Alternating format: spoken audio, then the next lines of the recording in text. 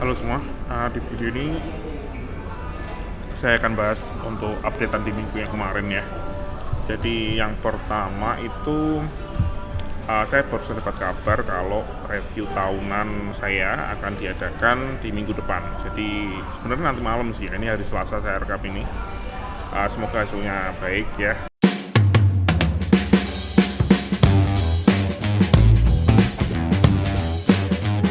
Saya masih kerja 44 jam minggu kemarin, jadi masih agak sibuk. Saya mulai aja langsung dari project yang A ya. Di project yang A kemarin kita deploy agak banyak ya. Ada beberapa build update yang kita deploy juga. Minggu kemarin juga kalau nggak salah ada security update WordPress ya. Jadi semuanya diupdate semua juga sekalian. Terus selain itu kita juga kemarin deploy untuk perbaikan file system. Jadi kemarin itu untuk yang di salah satu websitenya itu kan kemarin ada masalah di mana ada beberapa direktori di upload direktorinya itu yang lebih dari 50.000 file. Jadi kemarin saya bagi-bagi semua, saya sudah nemuin solusi yang tepat untuk itu, dan saya bagi-bagi direktorinya menjadi subdirektori, jadi semuanya sudah aman dan sudah dideploy juga. Di project A sih sepertinya cuman itu ya yang cukup besar. Oh ya, kemarin kita dapat juga ada satu tiket yang urgent dari klien dari salah satu website itu menggunakan plugin yang namanya, kalau teman-teman tahu ya, itu The Events Calendar. Jadi itu adalah kalender plugin yang mungkin bisa dibilang paling populer dipakai di WordPress ya.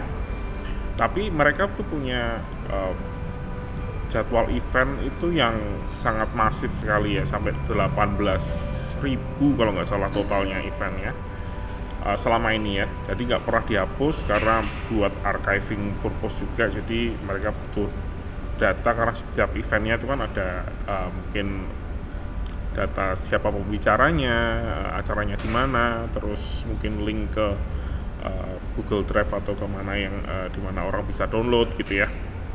Jadi kita nggak benar-benar bisa hapus, walaupun ada tiket yang dimana kita mungkin bisa menghapus beberapa event yang sudah nggak terpakai lagi di yang selama ini sudah terjadi ya, mungkin 2 tahun ke belakang gitu bisa dihapus ya, yang lebih dari 2 tahun yang lalu. Tapi kita juga perlu strategi untuk biar datanya itu tetap ada mungkin di server yang lain, jadi harus di backup dulu, baru setelah itu dihapus agar nggak terlalu berat. Jadi kemarin ada sebuah bug ya, bisa dibilang sebenarnya mungkin bukan bug ya, mungkin karena ukuran website aja yang terlalu besar. Oh ya, ada satu lagi, kemarin saya juga ada deployment yang cukup besar kemarin di project A, yaitu untuk update salah satu website yang menggunakan CoAuthor Plus. Jadi kalau ada yang belum tahu, CoAuthor Plus itu adalah satu plugin dari Automatic itu yang punya WordPress.com ya. Dia punya plugin untuk bikin WordPress itu bisa multi author. Jadi kalau misalnya secara defaultnya WordPress itu kan satu artikel satu author atau satu penulis kan. Tapi dengan plugin ini kita bisa satu penulis dan bisa multi penulis gitu. Kita bisa assign multiple author ke salah satu artikel gitu ya. Ada totalnya sekitar 900-an author di website ini, karena website ini cukup besar juga. Dan kemarin saya gantikan semuanya menggunakan plugin CoAuthor Plus, memindahkan semua data user yang sebenarnya bukan user ini ke CoAuthor Plus sebagai guest author. Terus ya beresin semuanya ya, dari template dan lain sebagainya. Kita update untuk kompatibilitas dengan CoAuthor Plus. Cukup menarik pluginnya, cukup bagus dan bekerja dengan baik sepertinya untuk project ini. Untuk yang project D cukup oke sih. Ada satu masalah, saya sebel banget sih sama ini kliennya. Jadi ada sebuah fitur yang minta mereka untuk ganti, jadi ada beberapa opsi di website tersebut yang mereka ingin ubah. Jadi dulunya opsinya bisa dibilang ada 12 gitu ya. Karena kita sudah nggak butuh lagi 12, kita cuma butuh 6, tolong yang 6 ini dihapus gitu. Oke, kita hapus semua. saya gantikan, sudah beres dan jalan. Oke, kita deploy.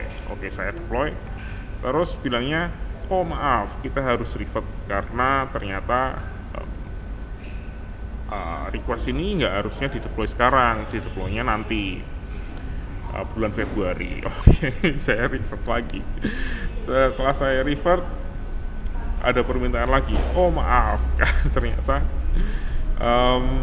bisa nggak kalau misalnya ada user, misalnya administrator, untuk tetap opsinya ada 12, jangan 6 ya, karena ternyata masih ada beberapa settingan yang membutuhkan 12 opsi ini gitu. Dan wah, jadi maju mundur sampai akhirnya nggak jadi kedeploy di tanggal 1 Februari-nya, dan akhirnya saya deploy di minggu depannya baru saya deploy. Ya, agak ribet sih ya. Kayaknya untuk masalah komunikasi di klien ini memang agak sedikit susah ya, karena memang harus cara detail, bahkan untuk miss sedikit pun lebih baik daripada harus revert deployment kan, karena untuk ngedeploy sebuah aplikasi yang sebesar ini itu sebenarnya agak sedikit susah sih memang. Selain itu kemarin juga saya ada update WordPress juga karena ada security update, dan rencana kemarin kita review juga untuk updatean dari Elasticpress. Jadi Elasticpress itu adalah sebuah plugin di mana kita bisa enhance pencarian yang ada di WordPress menjadi bagus gitu ya. Jadi kayak search di Tokopedia misalnya dengan banyak sekali opsi misalnya. Dan website ini menggunakan Elasticpress cukup masif ya, cukup terintegrated sekali, dan kayaknya sih cukup oke. Kita bisa update ke Elasticpress 5 tanpa masalah sih kayaknya. Itu aja sih update-nya di minggu kemarin. Oh ya, untuk project landing page kemarin cukup baik hasilnya. Saya mulai ngebut itu di akhir ya, di hari Jumat Sabtu itu saya baru mulai ngebut karena ada banyak prioritas di project lain ya, ada banyak update dan lain sebagainya. Jadi kemarin saya agak anaktirikan ya untuk project landing page, tapi progresnya cukup oke. Semoga minggu ini ya bisa paling enggak untuk key feature-nya sudah selesai, jadi tinggal fine tuning aja dan bisa diserahkan ke klien untuk UAT ya. UAT itu adalah proses user acceptance testing, jadi testing oleh klien. Oke, itu aja update-nya untuk minggu ini. Terima kasih sudah menonton dan sampai jumpa di video selanjutnya.